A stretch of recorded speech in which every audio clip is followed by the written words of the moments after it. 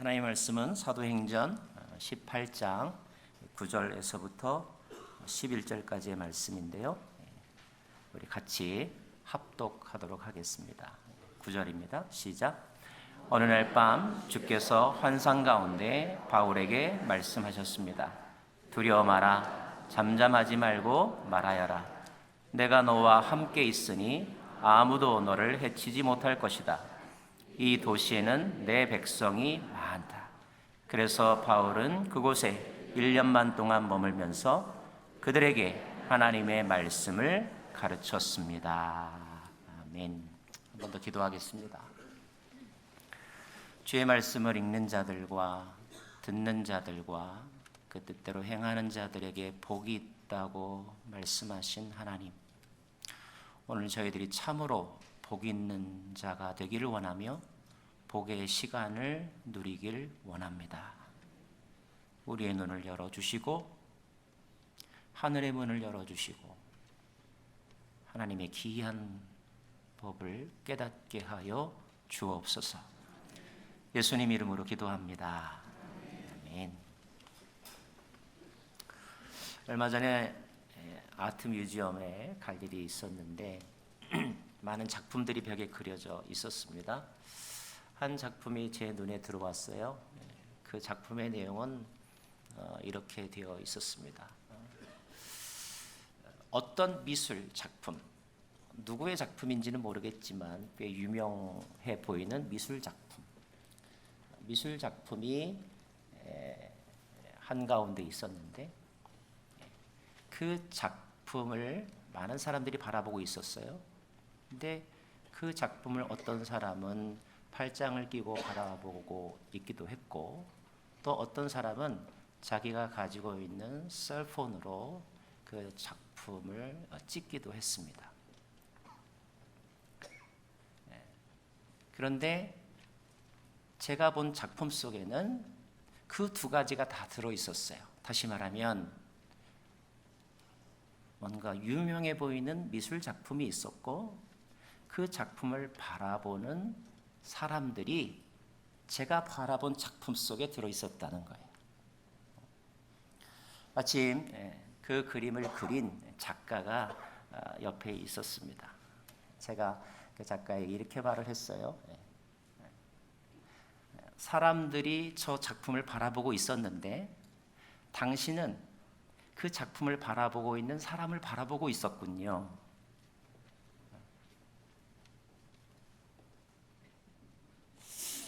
그러자 그 작가가 저에게 이렇게 말을 했습니다. 나는 지금 작품을 바라보고 있는 사람들을 바라보고 있는 당신을 바라보고 있습니다.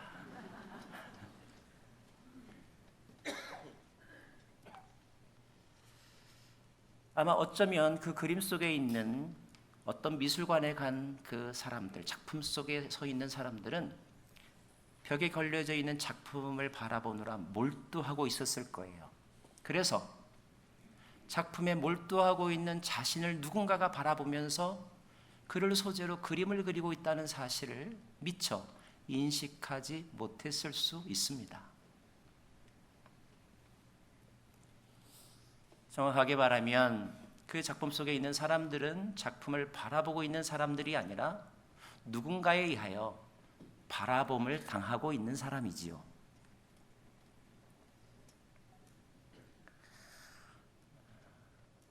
제가 존경하는 하영조 목사님이 하신 말씀 가운데 기억에 남고 제가 자주 인용하는 말이 있는데, 인생은 수동태이다. 무슨 뜻일까요?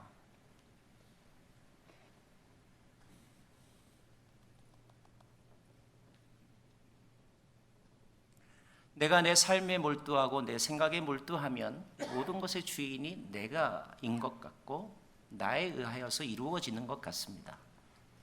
그러나 한 발짝 물러서서 바라보면 내가 하는 것이 아니라 되어지는 것이더라는 거죠.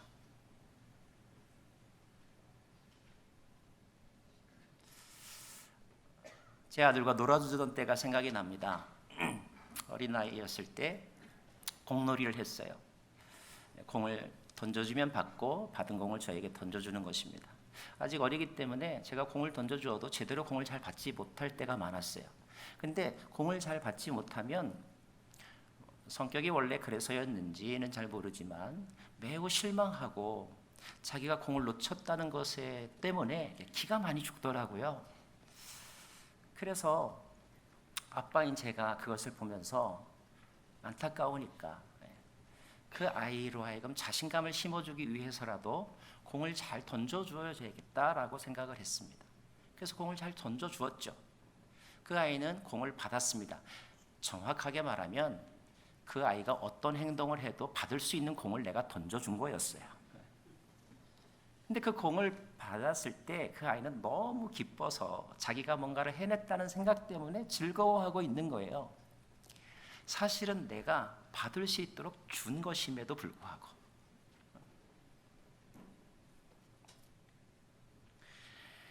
가끔 우리는 우리 자신을 객관화해 봐야 될 필요가 있습니다. 해 아래 새로운 것은 없어요. 새롭게 보는 눈이 있을 뿐이죠. 근데 그 새롭게 보는 눈을 우리가 잃어버리면 우리는 인생 가운데서 의미도 찾을 수가 없고 기쁨도 찾을 수가 없고 바른 길을 갈 수도 없는 것입니다. 저는 오늘 사도행전에 기록된 이 말씀을 통하여서 우리 자신의 삶과 또 삶의 방향을 재발견해 보고 싶습니다. 어쩌면 언제적 우리가 한 번쯤 깨달았던 진리일 수도 있습니다.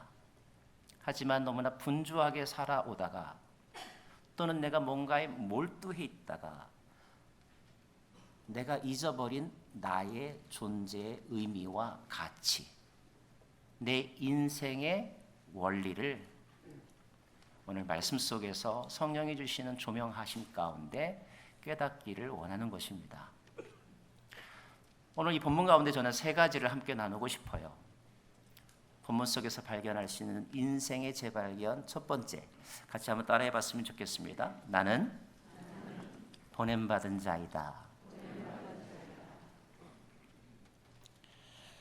오늘 본문이 일어난 사건은 지금의 그리스 땅 코린토스라고 하는 도시입니다. 시간을 거슬러 올라가 2000여 년 전에 고린도라고 하는 도시는 상업이 발달하고 문화가 발달하고 수사학이 발달했던 도시였어요. 향락 문화도 발달했습니다. 그래서 그 시대에 누군가를 보고 고린도에서 온 사람 같아요 라고 말하면 그는 굉장히 말을 잘하고 웅변과 수사학에 뛰어난 사람이다 라는 뜻이었어요. 또 다른 면으로 당신은 고린도 사람 같아요 라고 말하면 당신은 바람둥이이군요 이런 뜻이었어요. 고대의 건축 양식 가운데 고린토 양식이라는 게 있습니다. 건축학을 공부하신 분은 아마 아실 거예요. 그 도시에서 만들어진 건축의 양식이 세계 미술사, 건축사에도 기록될 만큼 그 큰 흐름을 이루었던 곳이 바로 고린도라고 하는 곳입니다. 바울이 고린도에 있습니다. 바울이 고린도를 왜 갔을까요? 네, 복음 전하러 갔겠죠. 복음 전하러 갔습니다. 그런데 바울이 고린도에 간 것은 바울의 뜻이었을까요? 단기적으로 보면 그의 계획과 열정 때문에 그는 고린도를 갔습니다. 그러나 조금 더 한 발짝 물러서서 조금 더 근원적으로 생각하면 그는 사실 고린도에 갈 이유가 없었던 인생의 주인공이었습니다. 그런데 어찌하다 보니 그가 지금 고린도에 와 있는 거예요. 그 근원의 근원을 찾아가 보면 그가 자기가 태어났던 곳, 자기가 공부하던 곳에서 평생 살지 아니하고 그 삶의 터전을 떠나 타향으로 고린도라고 하는 미지의 도시로 갔었던 것은 그의 의지가 아니었다는 것입니다. 그의 계획이 아니었고 그의 뜻이 아니었다는 거예요.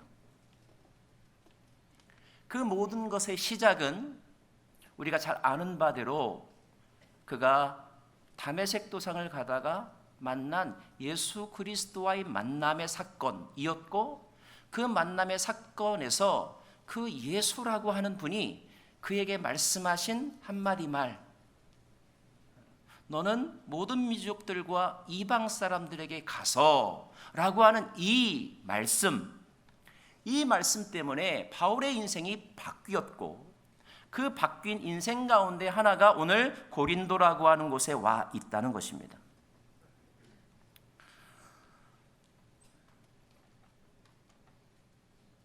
오늘 말씀들을 읽어보면 대전제 가운데 하나는 바울은 지금 고린도에 보냄받아 왔구나 하는 거예요. 우리가 선교에 대해서 생각을 많이 하다 보면 우리는 어디로 갈까? 누구를 보낼까? 팀이 구성이 될까? 이런 생각들을 많이 합니다. 그런데 여러분, 한 발짝 물러서서 영적인 원리 가운데 우리 자신을 바라보면 저와 여러분은 이미 보냄받은 자로 여기에 있다는 거예요.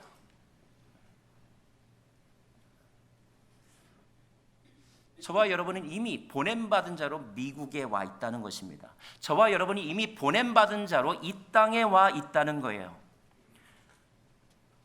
물론 내가 미국에 오게 된 내 직접적인 또는 그 당시의 계기는 다른 것이 떠오를 수도 있습니다. 경제적인 이유 때문일 수도 있어요. 아니면 자녀 교육 문제 때문일 수도 있어요. 그것이 계기가 되어서 어느 날 미국행 비행기 티켓을 샀겠죠. 그러나 그것이 전부가 아니라는 것입니다. 더 근원으로 올라가면 그런 생각이 우리의 마음 가운데 들어오게 된 계기가 있었고, 그 생각을 주신 분이 있었고, 나도 모르는 사이에 내 인생을 디자인하고 그리고 어떤 방향으로 이끌어 가시는 보이지 않는 어나더 파워, 슈퍼내추럴 파워가 있다는 것입니다. 예수님은 우리의 인생 자체가 스스로 온 것이 아니라 전적인 하나님의 주권에 의하여 이 땅에 왔다는 사실을 뭐라고 표현하고 있냐면 아버지께서 나를 보내신 것 같이 라고 말합니다. 요한복음에는 예수님께서 당신이 하나님 아버지로부터 보냄받아 이 땅에 왔다라고 하는 기록이 50번 넘게 표현되어 있어요. 나는 보냄받아 여기에 왔다는 거예요. 동시에 예수님은 나도 너희를 보내노라 라고 말씀하고 계시죠. 직접적으로는 그 앞에는 12명의 제자를 의미하는 것이겠지만, 그러나 우리의 인생 자체가 하나님으로부터 이 땅에 보냄을 받았고 그 하나님에 의하여 이곳에서 이곳으로 옮기워졌다는 것입니다. 창세기를 묵상하고 있는데 우리가 잘 아는 창세기 12장 1절, 2절, 3절 말씀, 하나님께서 아브라함에게 오셔서 하신 말씀이죠. 너는 너의 본토 친척 아비 집을 떠나 내가 너에게 지시할 땅으로 가라. 보내심의 명령입니다. 그리고 아브라함은 그 보냄을 받아 그의 삶의 터전을 떠나 지금의 가나안 땅에 도착하게 된 거죠. 아브라함은 보냄받은 자였습니다. 사랑하는 여러분, 누구를 보낼까? 또 내가 어디로 갈까? 이 고민에 몰두하기 전에 먼저 고백해야 될 것은 나는 이곳에 보냄받은 자로 이미 서 있다는 거예요. 복을 구하기 전에 여러분이 깨달아야 되는 것은 나는 이미 복을 받은 존재로 여기에 서 있다는 것입니다.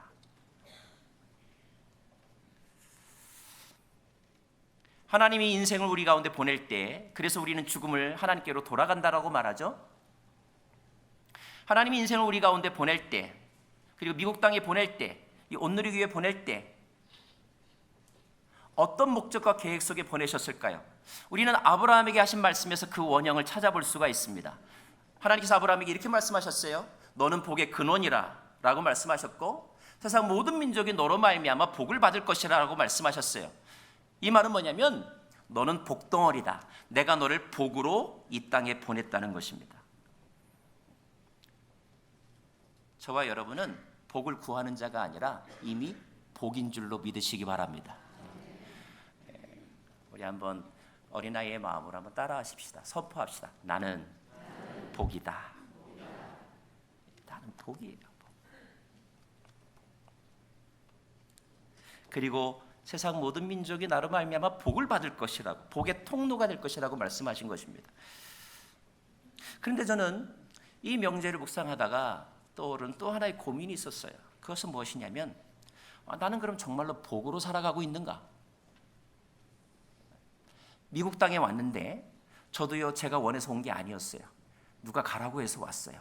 근데 와서 살아가고 있는데 나는 정말로 하나님의 말씀대로 아브라함에게 하셨던 말씀처럼 복으로 살아가고 있는가?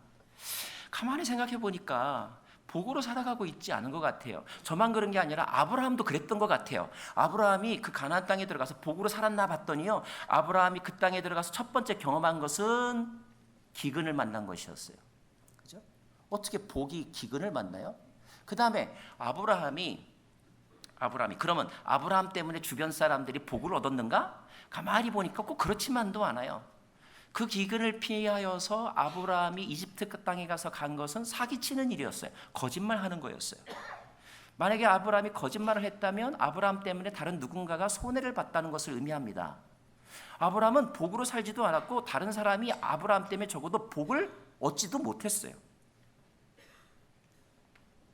어쩌면 아브라함은 상당 기간 동안 서바이벌을 하기에도 바빴어요. 마치 미국 생활 시작한 지 얼마 안 되는 저와 여러분처럼.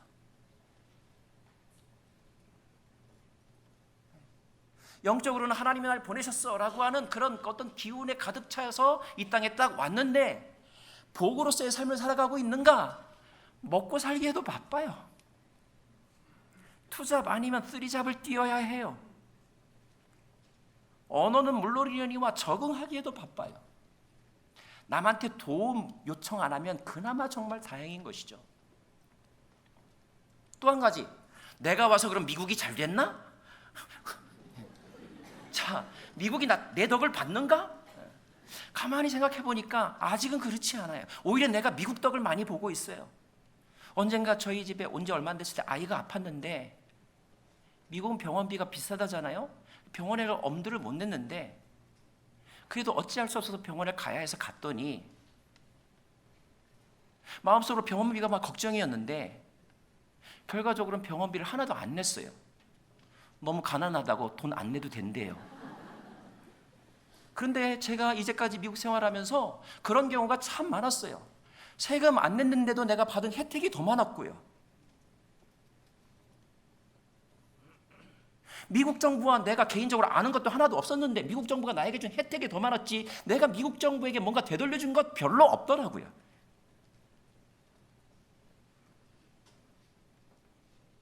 나는 복이라고 하나님이 말씀하신 것에 의하여 이 땅에 왔지만 복으로 살고 있지도 못하고 또 나 때문에 미국이 복을 받았다는 건 나는 아직 별로 말할 게 별로 없어요.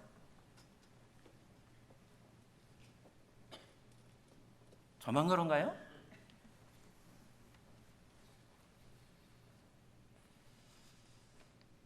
이런 생각을 하다 보면 갑자기 우울해져요. 내가 뭐하러 왔나?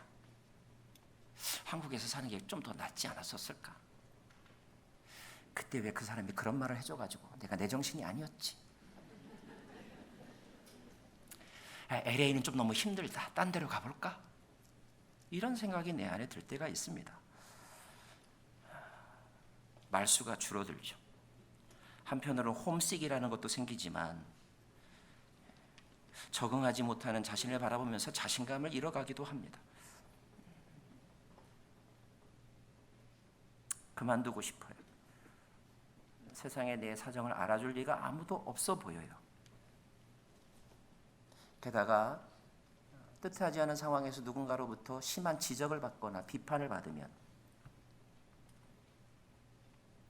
심지어 운전하다가 교통경찰한테 티켓만 하나 받아도 내가 여기 살라는 뜻이 아닌가 보다 이런 생각이 들기조차 해요.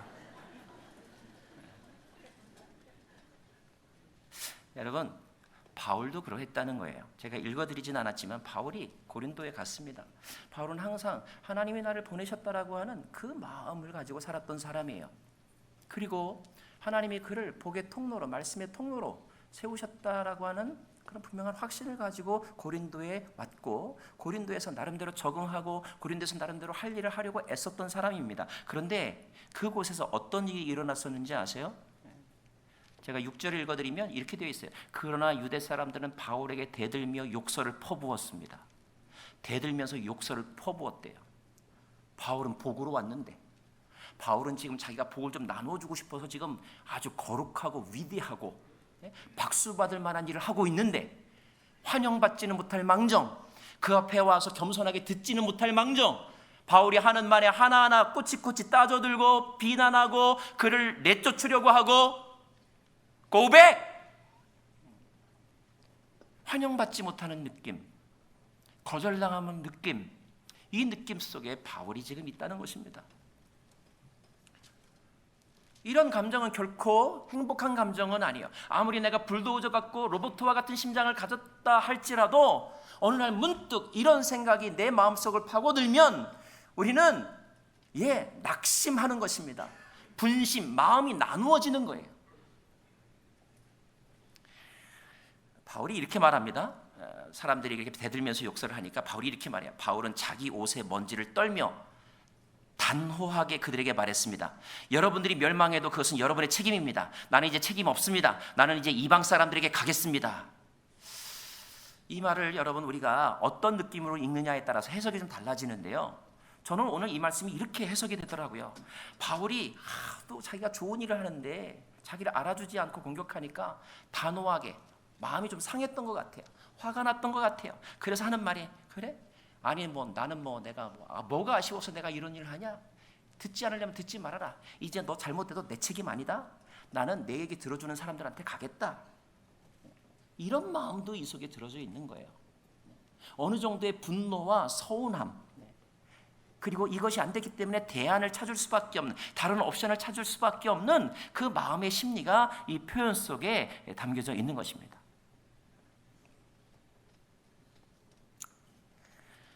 세상에 내 뜻대로 안 되는 게 여러 가지가 있는데 그 중에 하나가 자식 키우는 일이죠. 그런 일을 한참 겪다 보면 가끔 이런 생각이 들어요. 그래, 네 인생이 네 거지 뭐 내 거냐? 네가 하고 싶은 대로 해라. 이런 마음이 들 때도 있어요. 비판을 받거나 감정적인 충동을 겪거나 지나치게 또 과민하거나 아니면 정신적인 스트레스가 심하거나 아니면 잘못된 생각이 내 안에 가득하면 내 본질을 잊어버립니다. 내가 어떤 존재인지를 잊어버리게 된다는 거예요.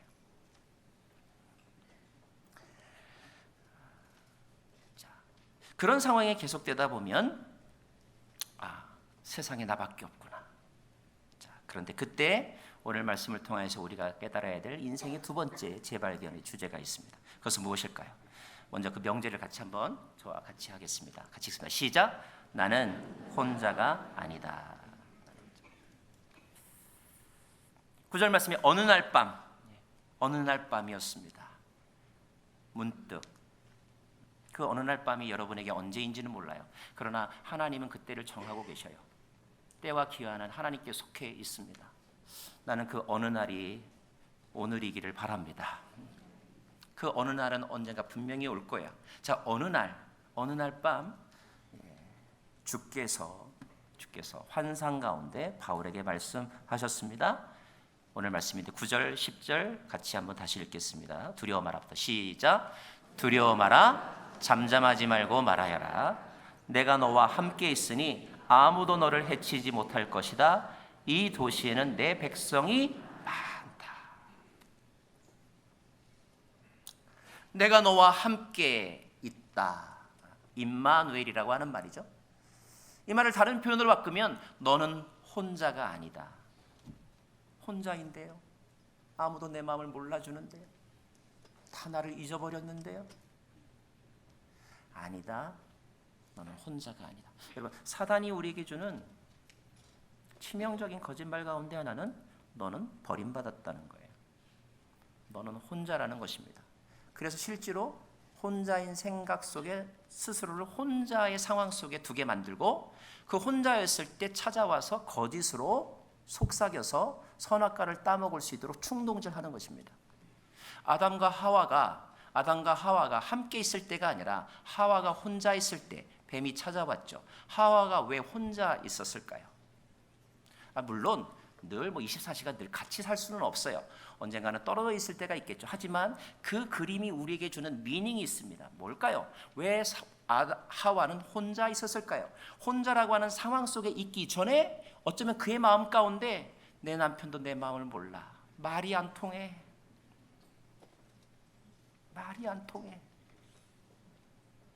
혼자라고 하는 생각이 그를 혼자만의 상황 속으로 몰고 갔던 거예요.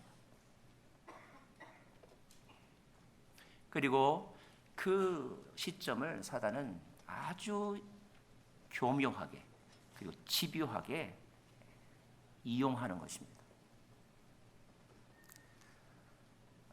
하나님 오늘 말씀을 통하여 말씀하시는 거예요. 아니다. 너는 결코 혼자가 아니다. 내가 너와 함께 있다. 함께 있다. 이 말씀이 어느 날 이렇게 가슴속에 팍 와닿을 때도 있지만요. 사실 교회에서 늘 듣는 말이거든요. 하나님이 당신과 함께 하십니다. 그런데 이 고백이, 이 진리의 고백이, 이 진리의 선포가 매우 공허하게 들릴 때도 있어요.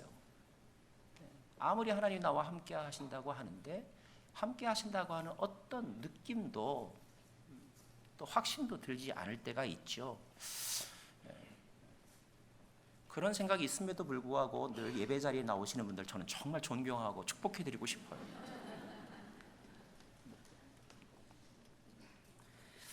그런데 제가 하나님이 우리와 함께 한다는 것, 그리고 하나님이 나를 지켜준다는 것, 그 분명한 증거 몇 가지만 오늘 제가 한번 여러분에게 말씀드려 볼게요. 하나님 또 뭐라고 말씀하시냐면 내가 너와 함께 있으니 아무도 너를 해치 못할 것이다. 해치지 못한다고요? 내가 그동안 고생한 거 얘기하면 소설 몇 권을 써도 지금 모자랄 판인데, 그런데 내가 해치지 못하고 하나님이 나를 지켜주신다는 거예요. 나와 함께 하신다는 거예요. 자, 그 증거 첫 번째는요. 이 시간에 지금 저와 여러분이 살아있다는 사실입니다. 아마 개인적으로 얘기를 해보면 짧은 인생이든 긴 인생이든 지난 여러분의 인생 가운데서 그때 나 죽을 뻔했어. 여차했으면 나 그때 죽었었을 거야. 이런 사건을 경험해 보지 않은 사람은 아무도 없을 거예요. 그때 그 자동차가 조금만 방향을 잘못 틀었어도 나는 완전히 죽었어. 그때 내가 발을 조금만 잘못 디뎠어도 나는 떨어져서 죽을 뻔했어. 그런데 안 죽고 살아있어요. 오늘 여러분이 지금 안 죽고 살아있다는 거, 어떻게 사느냐는 둘째예요. 지금 안 죽고 살아있다는 거, 이것이 여러분의 하나님이 함께 하심의 증거이고 하나님이 여러분을 지켜주심의 증거인 줄로 믿으시고 고백하시기 바랍니다. 살아있다는 사실이 얼마나 중요한 것인지 몰라요. 살아있다는 것, 육체적으로 살아있다는 것, 영으로 살아있다는 것은 더 말할 필요도 없겠죠. 살아있다는 것, 병상에 있다 할지라도 내가 지금 살아있다는 것,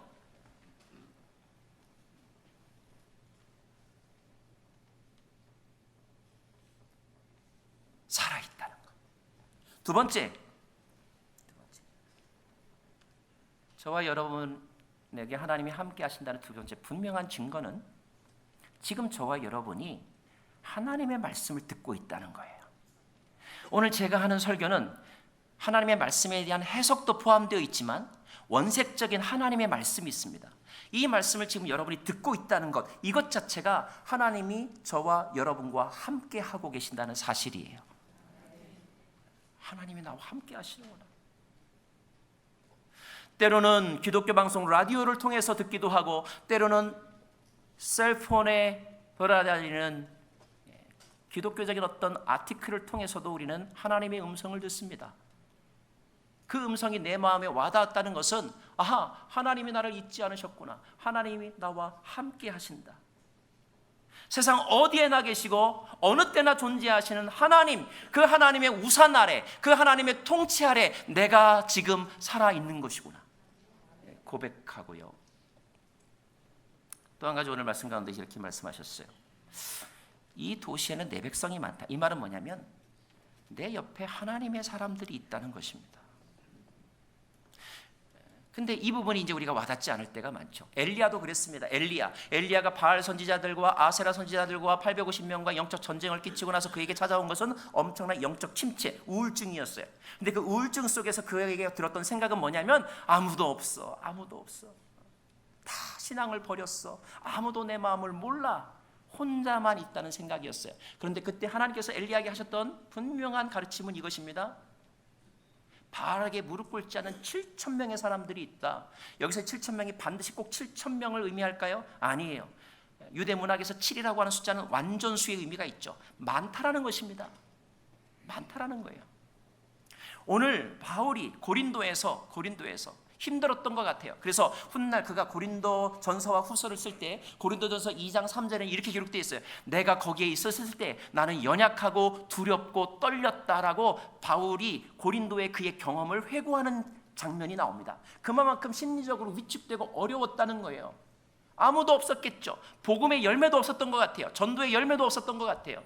그러나 눈으로 보기에는 아무도 없어 보였지만 하나님은 눈에 보이지 않는 분명한 영적 진리를 하나를 말씀해 주고 계신데, 그것은 뭐냐면 이 성중에 내 백성이 많다. 여기서 내 백성이라고는 내 사람, 하나님의 사람, 내 천사들, 내가 너를 위하여 예비한 나의 사람이 여기저기에 요소요소에 너를 기다리고 있고 너를 도와주려고 지금 준비하고 있다고 말씀하고 계신 것입니다.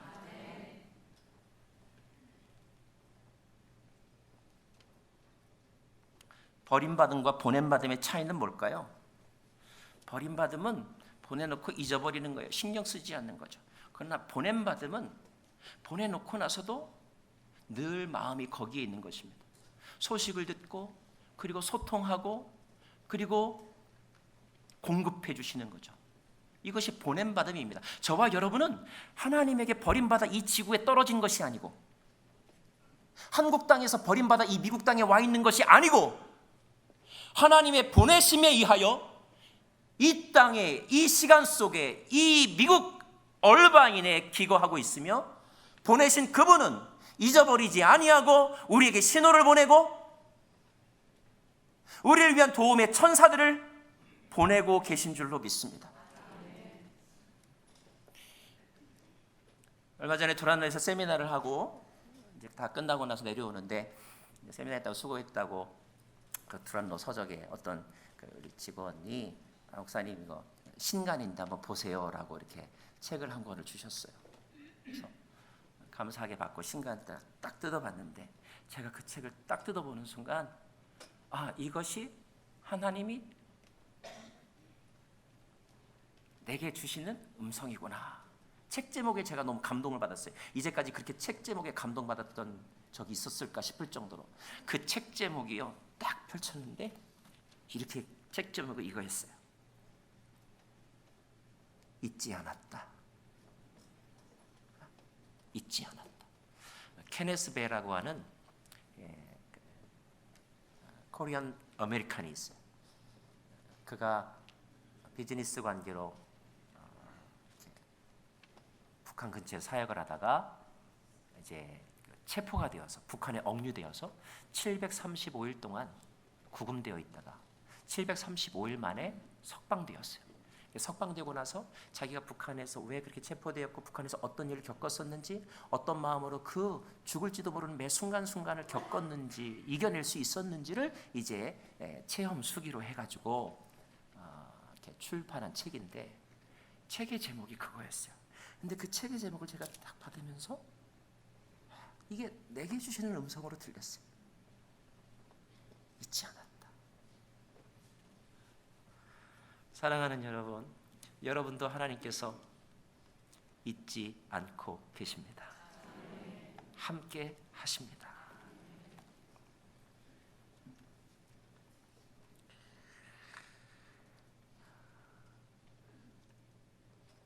다윗은 시편 23편 마지막 절에서 이렇게 말하죠.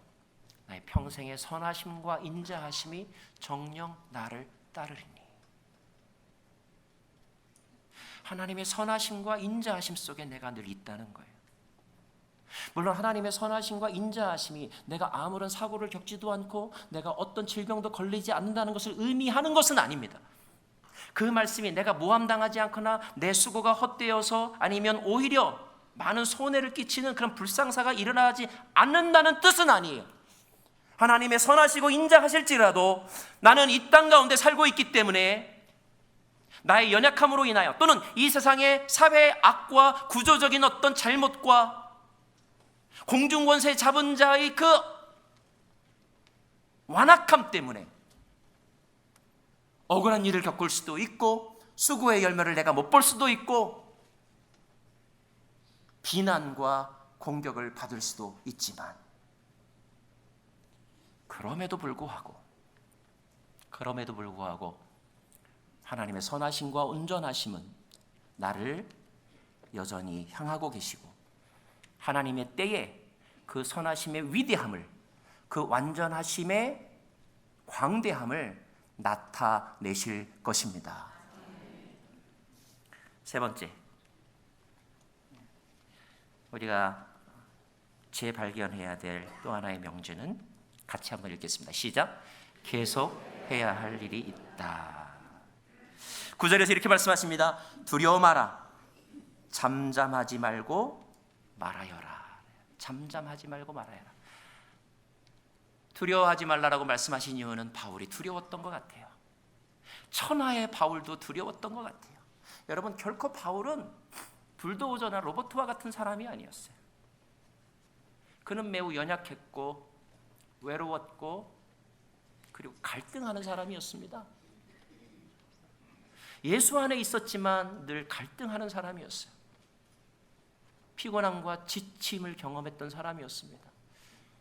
죽이려고 하면 죽음 앞에서 두려웠던 사람이었어요. 그런데 그 두려움을 아시는 하나님께서 먼저 그에게 말씀하시기를 두려워 말라. 너무 두려워서 아무것도 하고 싶지 않을 때가 있었어요. 그래, 네가 알아서 해. 나는 내 길을 갈 거야. 내 방식대로 할 거야. 아무 말도 하기 싫어. 밥하기도 싫어. 학교 가기도 싫어. 그런데 하나님 말씀하시기를 잠잠하지 말고 침묵하지 말고 말하여라. 말하여라. Keep on ing. 예?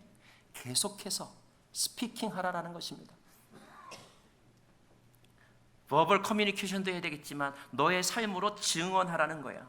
네가 이제까지 해왔던 길, 그 길이 잘못된 것이 아니고 내 안에서 출발한 길이므로 내가 기뻐하는 일이므로 너는 계속하여 그 길을 가야만 한다.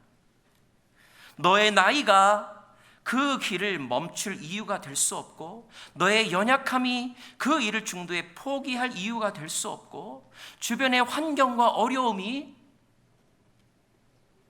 너의 실패를 변명할 이유가 될 수 없다. 계속하여 그 길을 걸어가라. 가정 포기하지 마라. 계속 살아라. 자녀 양육 포기하지 말아라. 계속 기도하고 서포트하고 돌보아 주어라. 선교사의 삶, 증인의 삶, 그리스도인의 삶, 미국의 문화가 바뀐 것 같고 기독교에 대한 정책이 바뀐 것 같고 기독교인들의 숫자가 변한 것 같지만 그러나 그렇다고 해서 갑자기 말수가 줄어들 필요가 없다. 갑자기 위축될 필요가 없다. Go ahead. Keep going 하라. 계속해서 그 길을 가라. 올림픽에서 이루어지는 많은 경주들은 마치 각본 없는 드라마와 같죠. 많은 미담들이 우리들에게 전해지고 있습니다.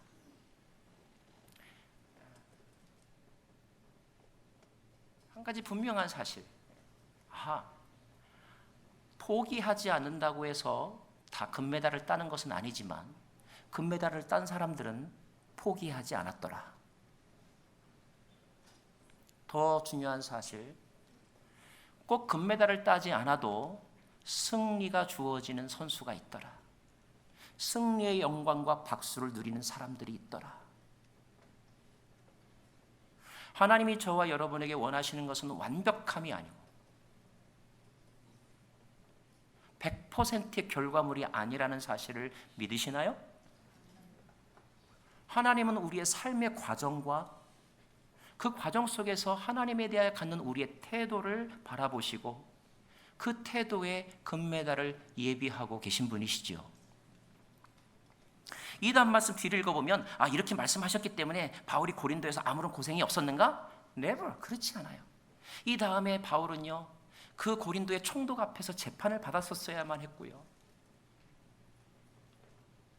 이 말씀 다음에도 바울은 고린도에서 외부로는 유대인들이나 아니면 헬라인들의 비난과 조롱과 공격, 내부적으로는 아무리 정성을 들이고 가르치고 귀에 따갑도록 이야기해도 알아듣지 못하고 맨날 싸우고 그리고 갈등하고 깨어지는 교회 성도들, 자기의 제자들의 모습을 바라보면서 엄청난 어려움을 겪었어야만 했습니다. 그러나 그럼에도 불구하고 바울은 순간순간 몰려오는 두려움과 슬픔을 이겨냈고 좌절과 우울감을 이겨냈고 그만두고 싶은 충동을 이겨냈고 끝까지 그 길을 갔던 것입니다. 11절 말씀에 보면 바울이 1년하고도 6개월 동안 고린도에 머물러 있었다고 했어요. 1년 6개월이라고 하는 시간은 하나님이 정해주신 시간입니다. 그 시간이 닿을 때까지 바울은 침묵하지 않고 계속하여 그의 길을 갔다는 거예요. 다시 말합니다. 시간은 하나님이 정해주시는 거예요. 오늘 내가 하나님께로 갈지 아니면 앞으로 50년 후에 갈지 아무도 모릅니다. 아무도 모르는 사람이 어찌 내 인생 다 끝났어, 나는 이제 할 일이 없어 라고 말할 수 있을까요? 적어도 신앙에는 그렇게 말할 수 없다는 거예요. 내가 너를 그 땅에 복으로 보냈고 그 복의 타이틀이 목사여도 상관없고 선교사여도 상관없고 의사여도 상관없고 직장인이어도 상관없고 아니면 세탁소 주인이어도 상관없고 중요한 것은 내가 너를 복으로 보냈고 그리고 물론 지금 당장은 너가 복으로서의 삶을 지금 당장은 누리지 못한다고 할지라도 그 방향의 끝에는 풍성한 삶과 너로 말미암아 많은 사람들이 그 복을 누린다라고 하는 하나님의 계획이 있으므로 나는 그 하나님이 정해주신 그때까지 내가 서 있는 이 길을 끝까지 걸어가기를 주님 원하신다는 거예요. 짧은 간증 하나 말씀드리고 마치려고 합니다. 시카고에 있을 때, 온 지 얼마 안 되었을 때 시카고에 있는 기독교 방송국에서 인터뷰를 하자고 저를 오라고 했어요. 그때는 지금처럼 내비게이션이 없어가지고 야후 맵퀘스트에서 지도를 뽑아가지고 이제 그것을 가야 되는데 한 30분 정도 걸리더라고요. 머릿속에 입력하고 또 지도를 옆에 두고 이제 지름을 나섰는데 하이웨이에서 빠져서 이제 로컬 길로 가야 되는데 그만 제가 하이웨이에서 빠져야 될 엑싯에서 제대로 빠지지 못하고 그냥 지나쳐 버리게 되었어요. 갑자기 이제 혼란이 왔습니다. 이거 어떡하지? 그 다음 엑싯은 제가 원래 빠져가야 될 곳에서 나와서 좌회전을 해서 가야 되는 것보다 훨씬 더 먼저 간 거니까 이제 저는 이제 거꾸로 막 계산을 했었어야만 되는 거죠. 근데 로컬 길은 하이웨이와는 달리 이렇게 직선이 아니었고 동서남북으로 이렇게 정방향으로 잘 되어 있지 않았어요. 혼란스러웠습니다. 길을 찾기 시작했어요. 시간은 다 와가는데 어딘지는 잘 모르겠고 대충 방향은 저쪽일 것 같은데 어떻게 하면 저쪽으로 갈까? 점점 더 시간이 다가왔습니다. 제가 웬만해서는 안 물어볼 건데 너무나 다급해서 어쩔 수 없이 창문을 내리고 옆 차 운전자한테 물어봤어요. 온 지 얼마 안 되는 그 안 되는 영어로 물어볼 수밖에 없었. 그 정도로 초조하고 다급했다는 뜻입니다. 물어봤어요. 그 방송국이 있었던 길의 이름이 댐스터 길인데 내가 어떻게 하면 댐스터 길을 갈 수 있겠습니까? 물어봤어요. 제가 타고 있는 길은 다른 그 표지판이었거든요. 그랬더니 그 옆에 있던 운전자가 저에게 이렇게 말해주는 거예요. You are on that way. 너는 이미 지금 그 길에 있다는 거예요. 다만 도로가 이런 경우가 있잖아요. 여기까지는 길 이름이 A였는데 여기서부터는 똑같은 길이지만 길 이름이 B로 바뀌는 경우가 있죠. 나는 이미 그 길에 있다는 거예요. 그러므로 그의 말이 맞다면 나는 이제 더 이상 길을 찾을 필요가 없는 거죠. 그냥 그 길을 쭉 가면 되는 거예요. 그러면 그 길의 어느 지점에 그 방송국이 있는 것입니다. 사랑하는 여러분, 저와 여러분은 We are on that way. 우리는 이미 진리의 길에, 생명의 길에, 그리고 보냄받으신 자의 길에 서 있는 줄로 믿습니다. 우린 더 이상 길을 찾을 필요가 없는 거예요. 어느 길로 가야 되나 고민할 필요가 없는 거예요. 그냥 이 길을 계속 가면 되는 것입니다. 고린도후서 6장 6절에서 10절 말씀 읽고 마치겠습니다. 고린도후서 6장 6절에서 10절 말씀. 이 고백은 바울이 자기 자신의 인생을 고백하면서 말하고 있는 내용인데 저와 여러분의 인생도 여기에 해당된다고 생각을 합니다. 고린도전서 6장 후서 6장 6절에서부터 9절까지의 말씀을 같이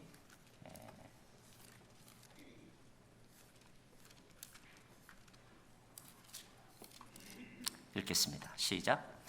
또한 우리는 순결함과 지식과 오래 참음과 친절함과 성령과 거짓 없는 사랑과 진리의 말씀과 하나님의 능력으로 일합니다. 또 우리는 오른손과 왼손에 의의 무기를 들고 영광과 모욕, 칭찬을 동시에 겪으며 일합니다. 우리는 속이는 사람 같으나 진실하고 무명한 사람 같으나 유명하고 죽은 사람 같으나 보십시오 살아 있습니다. 우리가 징벌을 받는 사람 같으나 죽임을 당하지 않고 근심하는 사람 같으나 항상 기뻐하고 가난한 사람 같으나 많은 사람을 부유하게 합니다. 아무것도 없는 사람 같으나 모든 것을 가진 사람입니다.